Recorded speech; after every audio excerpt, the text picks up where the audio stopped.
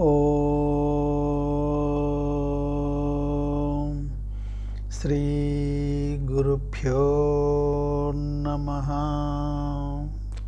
అందరికీ నమస్కారం. See, in this video, let us examine what is self-doubt as revealed by a master. My dear, a bogey or a birdie, bunker or an ocean of opportunities, you won't know till you play. Then what is your fear? Self-doubt. Most have it some of the time and some have it most of the time.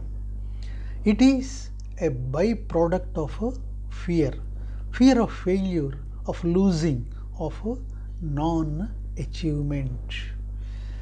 So it is not something always you can just brush aside. For some it is born out of a reasonable conclusion, a logical construct, or a valid assessment. It is born out of such analysis. See, it may well be of a state of mind acquired after thinking or after an idea. Ignoring your fear does not dispel it. False assurance does not remove the possibility of failure, and lack of success in your endeavor will lead to deepen fear and greater self-doubt. So, what causes self-doubt and what can we do about it? Let us examine, said the master. The process of winning over your fears, eliminating your self-doubt, depends on the type and basis of such doubt.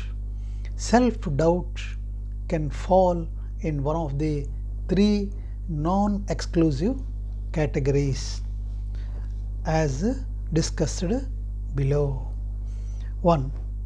It is based on non-action. That self-doubt is based on non-action. This is the way. For example, a student did not pay attention to his studies. He lagged behind in his coursework and in a week or his examinations. So he is rushing to cover his syllabus but remains worried and doubtful about passing the exams. He sits down and study but cannot concentrate because he has developed the fear of failure.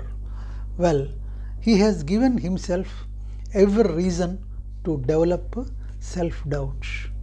Chances are, under ordinary circumstances, he is not going to pass the exam. He cannot regain his confidence by artificially consoling or pacifying his mind as the reality is going to raise its head.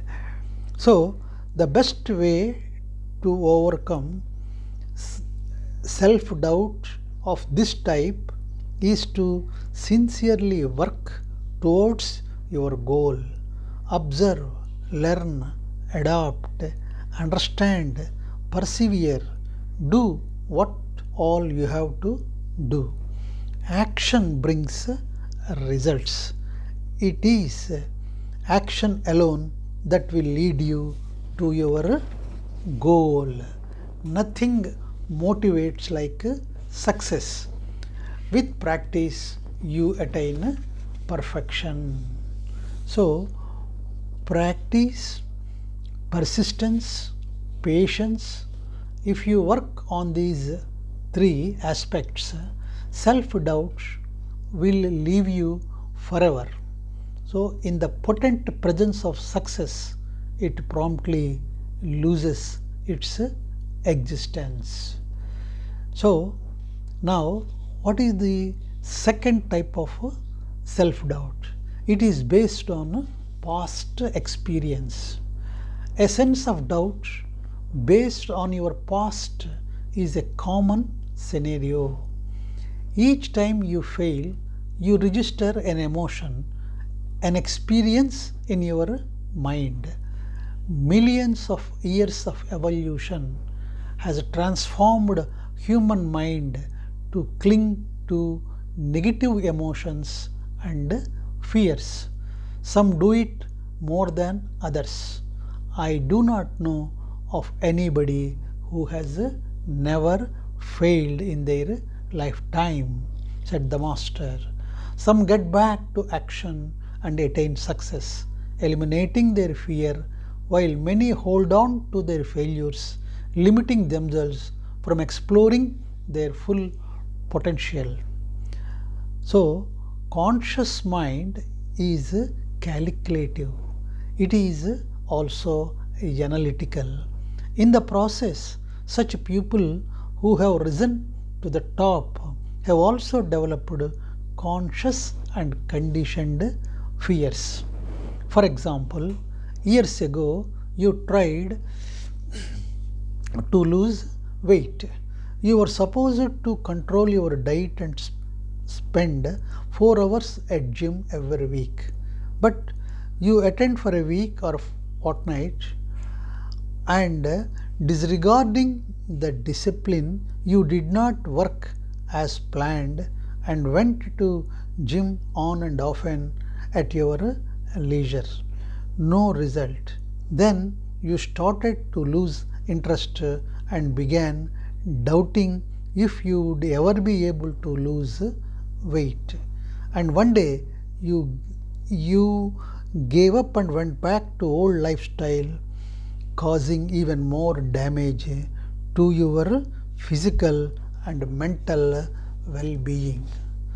So when you allow yourself to fail like this, you weaken your mind, especially if you are not honest with yourself.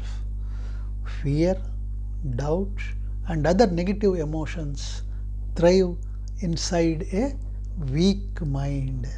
If your sense of self doubt is based on your failures in the past, all you have to do is to reflect on the reasons of your failures. If you do not repeat the past actions, past results will not manifest.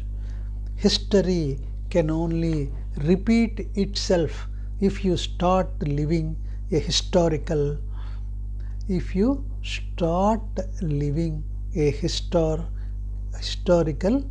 present. See, Albert Einstein once said, insanity is to keep doing the same thing expecting different results. So, the third aspect is, the self doubt based on innate fears. See, this is the third aspect of self doubt. Self doubt based on fear is more common when one wants to tread the unknown waters. Some even have the ripe opportunity, but they are either settled in their comfort zone or too afraid to try anything new. So, the latter is our present focus now, said the master. Ability to take risks varies in each individual. If you have been contemplating on embarking on a new venture, trying something different, but self-doubt and fear of failure keeps holding you back, you can only address them by contemplation and coming up with a strategy. If you are keen on learning how to swim, you have to jump into the waters. There comes a time when you have to let go of the floaters and swim on your own. The best way to overcome fear based self doubt is to write down your answers to the following questions. Why do I want change? Am I ready to embrace change? What is the worst that can happen? Do I feel competent enough to handle the worst? Reflect on your answers, prioritize and act accordingly. So, when you experience self doubt, get to remove it. It could just be your fear, or it may well be your intuitive faculty guiding you. You will only know the truth upon self reflection. I reiterate, the Master said, the most potent question you can ask yourself to overcome self doubt is, what is the worst that can happen? So take it easy. Do not spend your time brooding over your past, over anticipating your future, or making elaborate plans devoid of any action. It is a precious life, my dear. Do something priceless with it and in it. May God bless you. Master concluded. So, this is all about self doubt. Thank you all.